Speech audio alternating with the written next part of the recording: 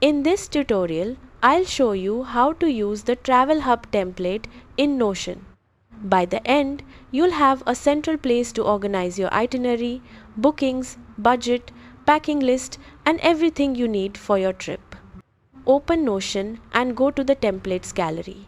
In the search bar, type Travel Hub and browse the available templates.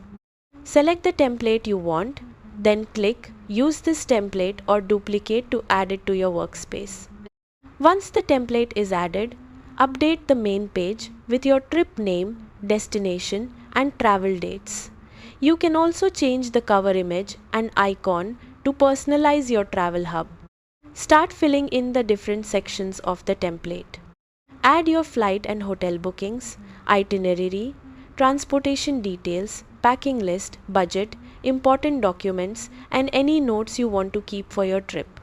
Customize the template by adding new pages, checklists, or databases to match your travel plans. You can also attach maps, confirmation emails, or links to reservations so everything stays in one place.